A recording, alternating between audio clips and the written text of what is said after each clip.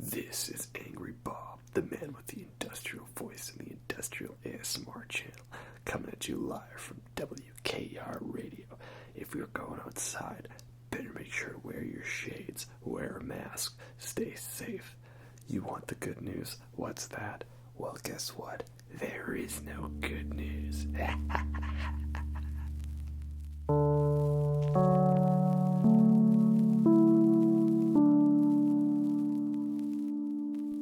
Hey everyone, and welcome to the ASMR review show.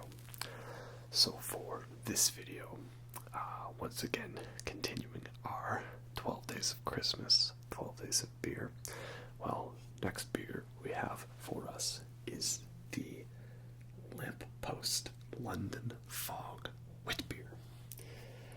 Says on here, flavor notes, rich, warming, decadent.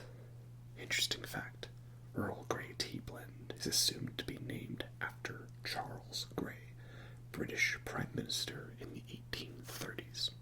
The tea was specially blended by a Chinese mandarin for Lord Grey, using oil of bergamot to offset the preponderance of lime in the local water. So that's interesting,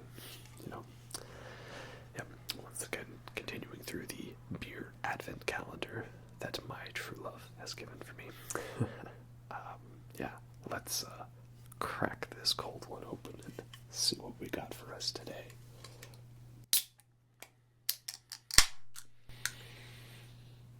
Cheers.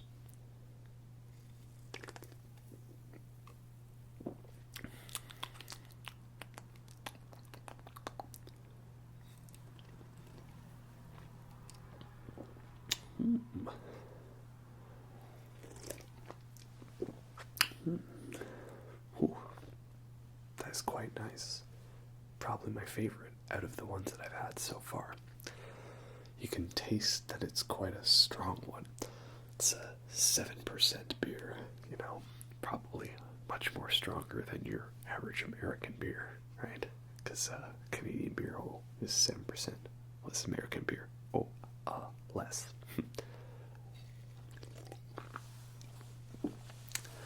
Yeah, you kind of get that Earl Grey taste to it. That bit of that tea flavor.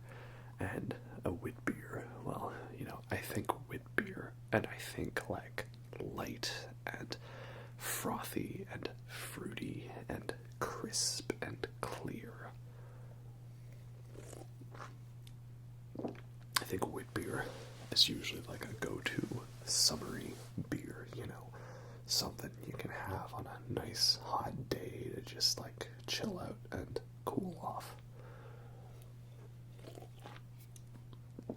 But I've never really thought of a wit beer as being like a heavier percentage one, so it's pretty interesting to have a strong beer for this one, so it is quite nice.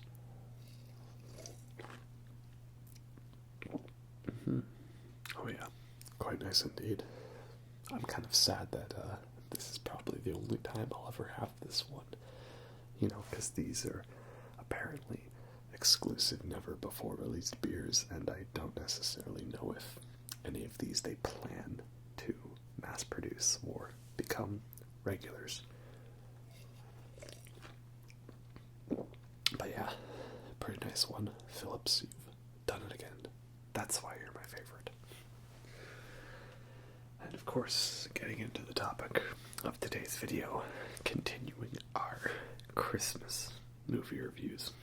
Well, this is a movie that I did not see until quite recently, but as soon as I saw it, I realized that yes, indeed, I can classify this as my favorite of the Christmas movies, as it is a film that has a passing mention to Christmas existing, and therefore is enough to count as a Christmas film, because that's how we're going to do it here. So this, of course, is the 1990 sci-fi low-budget film Hardware, which is directed by Richard Stanley. And Richard Stanley, it's funny enough, the reason I found out about this film was I reviewed Color Out of Space earlier. That was the Lovecraft-based film. It came out early in the year with Nicolas Cage from the producers of Mandy. That was a pretty good film. Really enjoyed it. Really liked the way they did the Lovecraftian stuff in it. I still haven't read the actual original Lovecraft story. I would like to go and do that. But I'm really interested that this director says that he would like to do a trilogy of Lovecraft adaptations, with the Dunwich Horror being next, because Dunwich Horror is possibly my favorite Lovecraft story. So Richard Stanley, he made a couple of like low-budget, smaller films in the 90s, and then he kind of, I think it was, what was it, The Island of Dr. Moreau, where like he got kicked off that project and then he was just gone from the film industry for a long time. Right? So I'd heard about him that, oh, apparently he's really interesting, you should check his stuff out. So then I went and I watched this movie, Hardware, and it's a low-budget sci-fi, late 80s, 90s movie, and this is one where I really enjoyed it, and it's one where, like, growing up, right, I'd always go to the video rental stores when those were still a thing, and I'd be looking at, like, all the box art for all these VHSs, these videos, most of which, I knew I wasn't allowed to watch because they were, PG-13 or they were R-rated. I was too young for that, right? I had to pick something more age-appropriate, right? But a lot of these VHSs, they really caught my attention, just with the art and the style and, my imagination kind of thinking what the movie was like. And eventually, I was able to watch some of them, right? But I'm thinking that, like, this one, Hardware, this is totally the type of movie where, like, if I had seen a VHS art cover for it, like, I would be totally enamored by it, and I'd just be really invested in, like, looking at the pictures on the back and wondering what's this movie like, and be really saying, like, can I please watch it, and not being allowed to because I was too young, and then probably eventually watching it at an age where I was still too young, because this is a very violent movie. It definitely has earned the R rating, that's for sure. So, Hardware, it's a sci-fi dystopian film where, like, you can tell that, like, Earth is in ruins, and there's, like, radiation zones everywhere, and people are just trying to, like, barely scrounge by to survive. And this, like, desert scrapper, the desert scrapper's played by a musician in a band whose name escapes me at the time, because I don't really know their music. I might have to edit that in later, but this Desert Scrapper is played by a musician, and there's a band, and it's similar to their album artwork, but I don't really know them, so sorry about that for fans of this artist. There's more music references later on, though don't worry, I know those ones. But they find this, like, robot head in the desert, in this radiation zone. A scene which made me think of Battle Angel, which is cool because, I mean, obviously there was the 2019 Alita Battle Angel film, which I think was pretty underrated. That was a fun film. But it's based off the manga and the short, OVA, and that came out in the 90s, but I'm wondering if Hardware came out before Battle Angel, or if the manga was published before Hardware, and then eventually it happened. I know with Hardware there was apparently a, like, short story and, like, a Dark Horse comics novel series where the two stories were so similar that I guess on the re-release of Hardware for, like, the Blu-ray and stuff, they had to give story credit to that Dark Horse comics series because they were so similar that the original writers of the Dark Horse story felt that they had been ripped off for the Hardware film. So, oops. It's like Led Zeppelin, they ripped off everybody and didn't give credit, and then later on they got forced to give them credit again, right? At least to some of the people. I don't think everyone received their fair share of credit when it came to Led Zeppelin albums. Oops.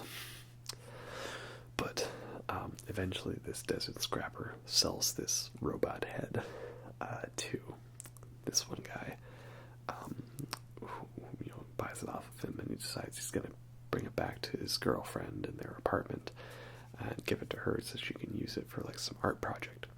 And he gives it to her as a Christmas gift, right? Like, Christmas is right around the corner in this film, and the whole central plot revolves around the fact that this guy gave this weird Terminator-style robot head to his girlfriend as a Christmas gift. So therefore, I'm going to count it as a Christmas film. You will see that in future reviews of these films that I've chosen to talk about for the 12 Days of Christmas and Beer, that, yes, many of these connections are very loose. Because, we can talk about all the classic Christmas movies, nice family festive cheer, but, what about those ones that are totally not family friendly whatsoever, but have the slightest Christmas connection, right? Wouldn't that be fun? So, that's what I've decided to do. And so therefore, even though Hardware is a very violent, R-rated, sci-fi, bloody murder film, I'm counting it as a Christmas film. That's how it is. So, spoilers, obviously. Again, just to keep reiterating, hopefully it becomes a commonplace established trope, but if I'm reviewing a film, then it is most likely because it's one that I've seen many times, and it is very good because it has been worthy enough for me to consider my time to review it. I'm very unlikely going to go out of my way to take the time and effort to review and edit about a film that I don't like, except for Cats. So, if you haven't seen Hardware, then definitely check it out. If you like science fiction and you like, films with like a nice, cool, low-budget style to them, and, you can appreciate the craft and the artistry behind, the way they did that shot with that practical effect and the blood splatter. If you like that kind of stuff, then I think Hardware is not a perfect movie, but it is definitely very enjoyable. And on the next topic for enjoyment is all of the classic rock and hard rock and metal references in the film, of which there are quite a lot. So I already mentioned that the Desert Scrapper Zone Hunter person is played by somebody who is in a band who I don't know. But the connections I do know. I parodied the radio broadcast in the intro to this video, and that voice of the radio broadcaster is Iggy Pop, who is, of course, a very well-known, renowned punk artist of Iggy Pop and the Stooges. Some of their biggest songs, one of which is Search and Destroy, off of the album. Is that off the album Raw Power? I know there's the song Search and Destroy in the album Raw Power, which is a real big, proto-punk album, because that one was in, early 70s, 73 or something like that. So the big punk explosion of, 76 and 77, with, the Clash and the Sex Pistols, or, those, semi-punk, what is it, the New York scene, with, the Talking Heads and, and Blondie and The Police. That all hadn't happened yet. So it was kind of a precursor to that, the proto-punk stuff with like Velvet Underground or Simply Saucer. So Iggy Pop voices the radio announcer in the film, right? And I love that line he's got, you want good news? Right. Well, guess what? There is no good news. I'm just like, oh, that's me every day. I feel that on a personal level. So that's pretty cool. And then our main characters, they take a taxi, like a water taxi, something out of Waterworld, before Waterworld was a thing. And the taxi driver is played by Lemmy of Motorhead, R.I.P. If this was going to be a regular review of mine, not a Christmas one, I totally would have made myself a Lemmy drink. And what is that? Well, it is simply Coke, and as in Coca-Cola, and Jack Daniels, because Lemmy is basically like if Jack Daniels was a person and he drinks Jack Daniels a lot. So, you can get Jack and Coke. That's a pretty well-known classic drink. But I am on the side of the people who believe that we need to establish that in Lemmy's honor, that we rename that drink Jack and Coke as the Lemmy, or I'll have a Lemmy. It's Jack and Coke. So Lemmy, of course, the vocalist and bass player for the legendary rock and roll, sort of metal-ish, debatable, band Motorhead, right? Started in the 70s, really exploded onto the scene with a real nice, fast-paced style. And while they always tried to establish themselves as a rock band, right? We're Motorhead, we play rock and roll. They were definitely hugely influential on that new wave of British heavy metal scene, growing in the late 70s and the early 80s. And, heavily inspired, like Metallica, right? They did a lot of covers of Motorhead, especially with Lemmy's signature growly voice. And the fact that, they were like a three-piece band, but they had such a heavy sound, and the bass was really distorted, as it always should be. So they wouldn't call themselves a metal band, and I think I would respect the artist's wishes to be referred to as a rock and roll band, but they definitely influenced the metal scene and are quite a heavy band. So Lemmy plays this taxi driver, and I'm pretty sure he agreed to do his part basically like for a bottle of whiskey.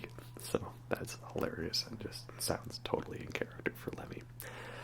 And it's even more hilarious that as they're driving along and he's giving them a rant about how the world's gone to shit, that he puts on Ace of Spades, the biggest Motorhead song that there ever was. Just like, oh, you gotta check these guys out. Right. So, again, more great rock metal references. And as somebody who digs all that stuff, especially if it's done in a fun, tasteful way, I really dug that a lot.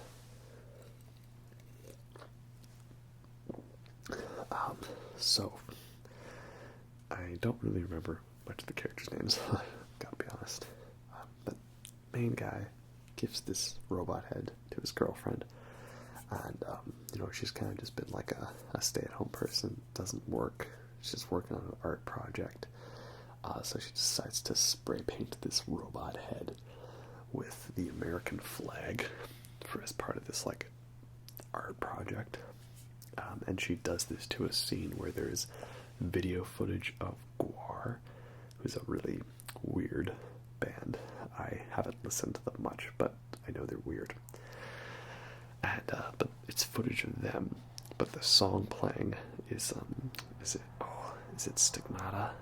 It's a song by the industrial metal band Ministry, who I definitely need to check out more because I like everything I've heard of them.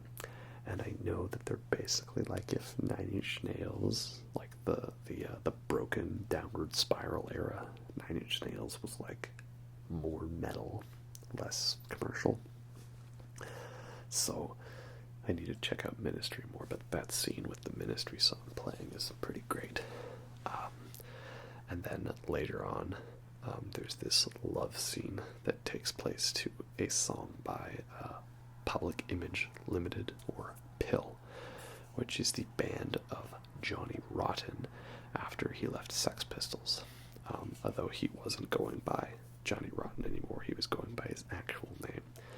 And I think that's because they felt that, like, after they did the big punk stuff of Nevermind the Bollocks in '77, that, like, the only way they could continue to be punk following the image was to, like, basically, like, go against what punk stood for. And I know that, like, that PIL's first album was, like, intentionally really inaccessible because that was the only thing that could be rebellious and punk at the time.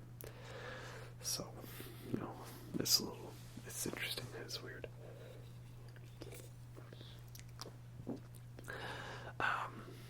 It's funny, I've spent more time talking about the music references than the actual film, or the fact that it's a Christmas film, but eventually this robot head, like, comes back to life. And it turns out it was part of this, like, government robot program called, like, the Mark 13, and we hear references to, like, government sterilization throughout the film to, like, control the overpopulation. And so the idea was that this Mark 13 killer robot was going to be, like, part of the government sterilization control. And then there's also this weird, creepy, pervert neighbor that's, like, spying on them because these people decide to never close their blinds. And funny enough, he's played by the actor who plays Porkins in Star Wars Episode 4, A New Hope. And then, of course, he was also the one of those government guys in Indiana Jones, Raiders of the Lost Ark. You know, top men.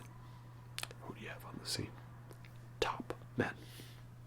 So now he plays a weird, creepy sex pervert. And basically, eventually, it goes, like, full on, like, you know, slasher horror movie when this robot head comes to life and it reassembles itself into this body, and, like, the hand of it, which is in possession of this other junker, like, just murders people, and it's got this weird, like, poison venom that, like, is pleasurable apparently, and it makes you feel like ecstasy, but it's, like, slowly killing you. And eventually this weird pervert guy gets, like totally, like, mutilated by this robot, and it's, like, all bloody and some guts spilling everywhere, like drills going into people's eyes. And yeah, if I watched this when I was younger, that's definitely a film where I'd be like, whoa, that's so violent, I love it. Because I'm pretty sure I watched, like, Total Recall and RoboCop, both Paul Verhoeven films. Oh, and Starship Troopers. Really loved Starship Troopers growing up. Because 90s Denise Richards. Yeah, watched those movies when I was way too young. So lots of great bloody effects in this movie.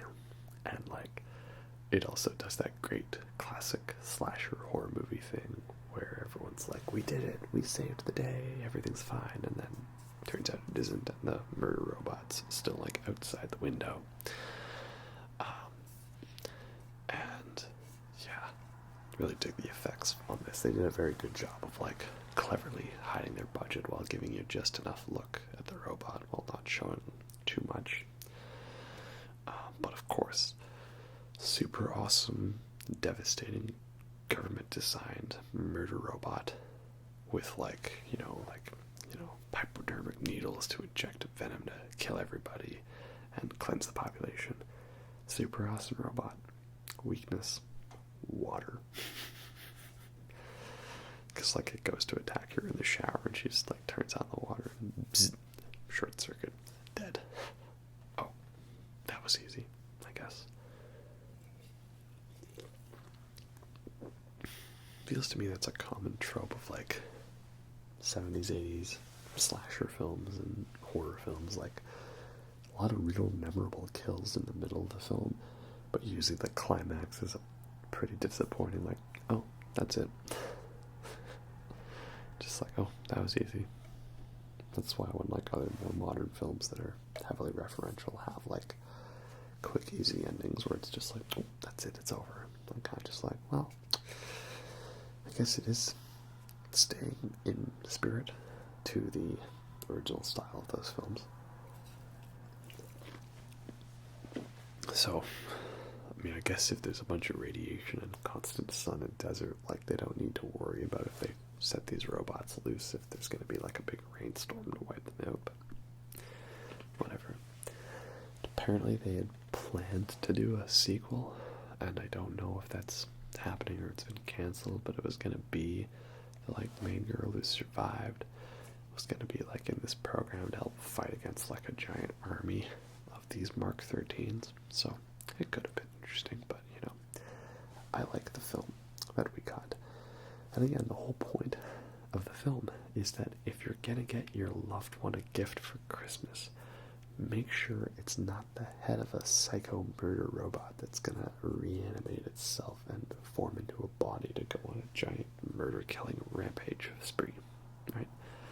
And I think that's an important message that we all need to get behind as people on this planet, because you know we're all in it together, right? We're all in the same boat, and getting gifts for loved ones, well, it's something you gotta make sure you're really on top of, you know, like, if you're a person, you gotta, to give your list to someone, you gotta make sure it's a nice, good list with plenty of options, so it's not just, you know, oh, this or else. And if you're getting gifts, you gotta make sure it be adaptable, because you might not be able to find the gift you want, so you have to find substitute stuffs, you know, you need a backup, and a backup for your backup, just in case, right? So really, this movie resonates with me on a spiritual level, I think, you know, emotionally, physically speaking, of sorts.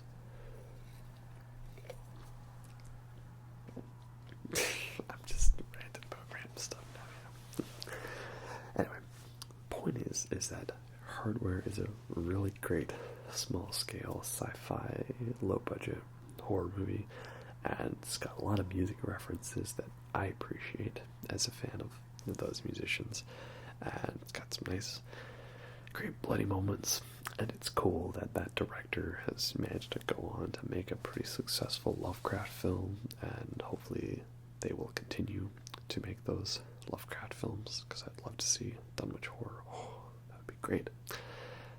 And yeah, that's a good one, and it's really all about the true meaning of Christmas, which is getting gifts for your loved one. So, that's all I got for this one. Hope you all enjoyed that.